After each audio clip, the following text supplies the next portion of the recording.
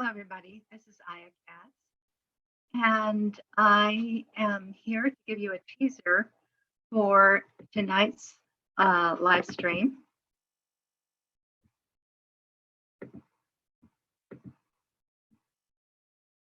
With Julia Hanna.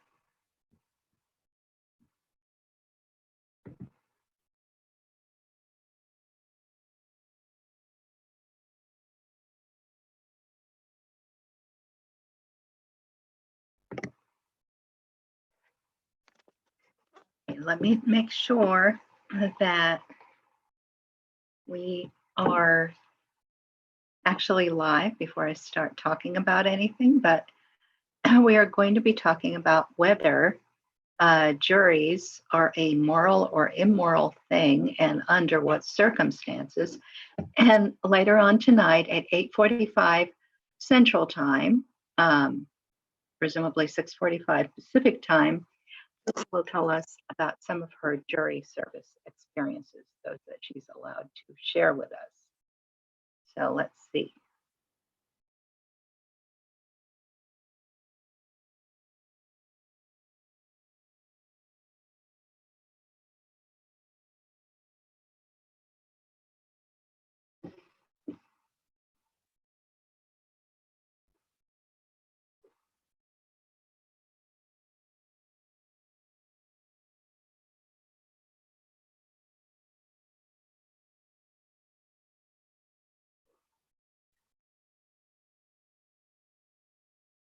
Apparently we are live, and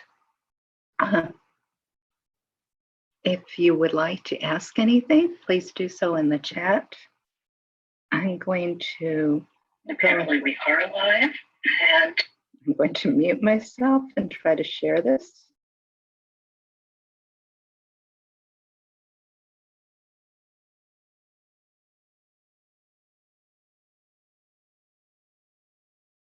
A teaser for tonight's live stream with Julia.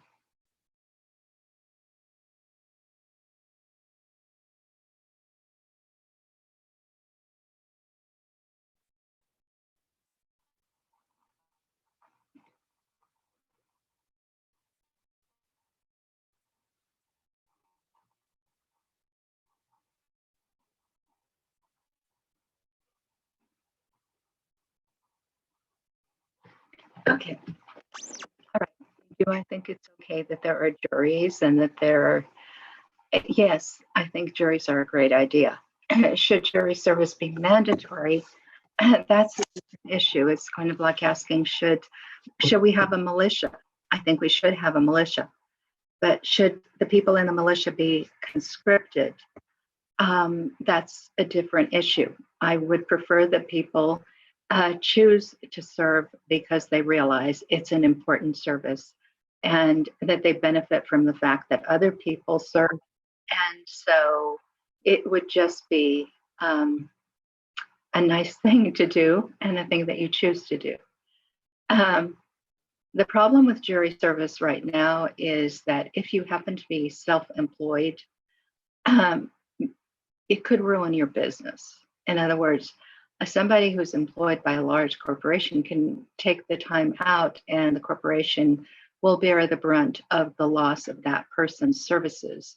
But if you're the one who's doing all the work and you end up serving on a jury at, without any time to coordinate for somebody else to substitute for you and without being paid enough so that you can afford to hire somebody to substitute for you, this can ruin you financially.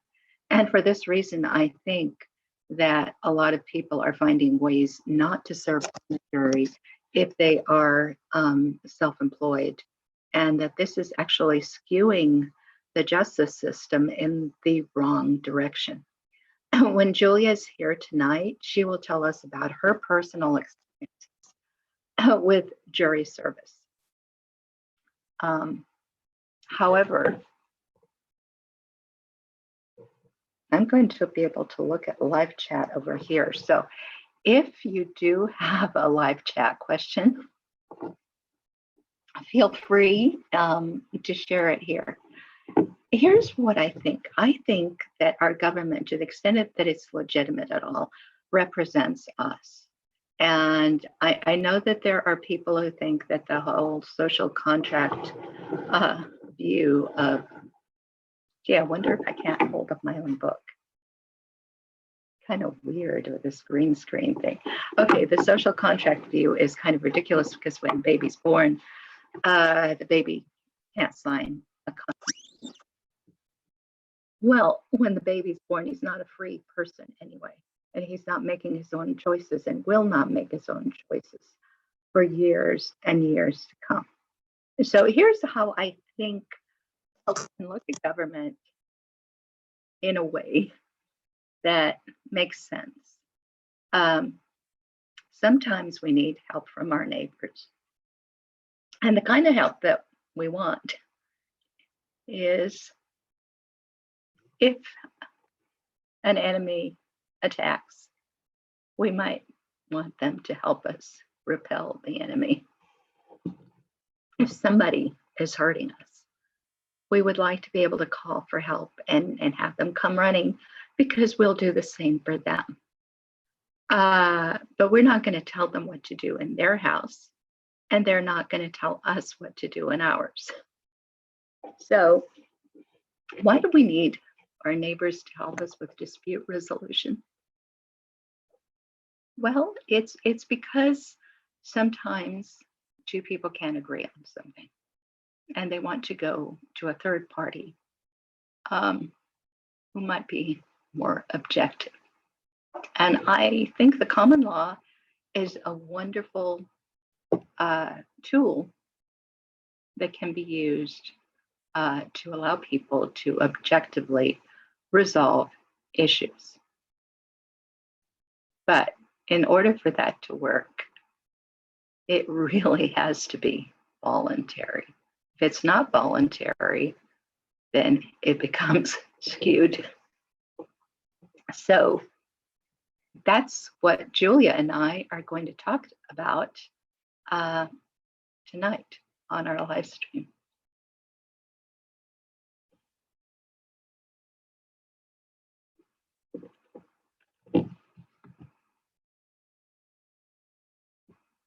I don't see any questions in chat. So I'm going to mention one other thing, and that is that I think it makes sense to hold people responsible for things they do to their neighbors, but not for potential things that could happen in the future. So if you have a nuclear bomb in your garage and you never use it, that's your business. It's between you and yourself. If you use it against your neighbors, it's a threat, and your neighbors have a right to do something about it. What about drunk driving?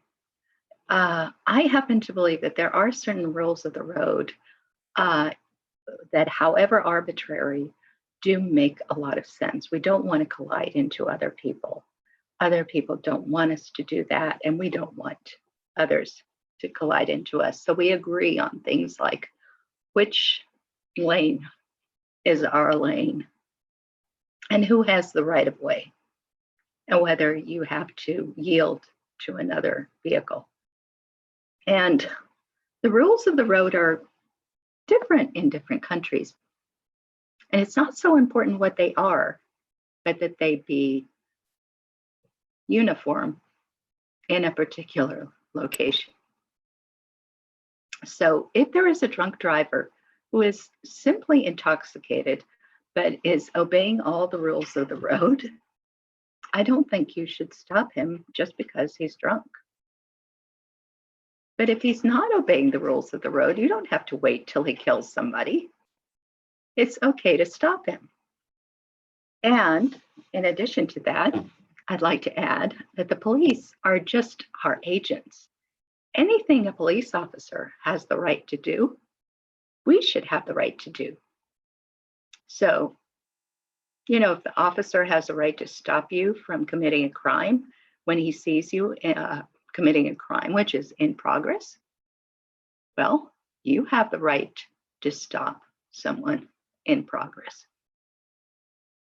But nobody has the right to read another person's mind and say that they're maybe thinking of committing a crime and doing something about their thoughts. Our thoughts are our own. So all of that and more will be covered tonight on the live stream with Julia Hanna. See you then.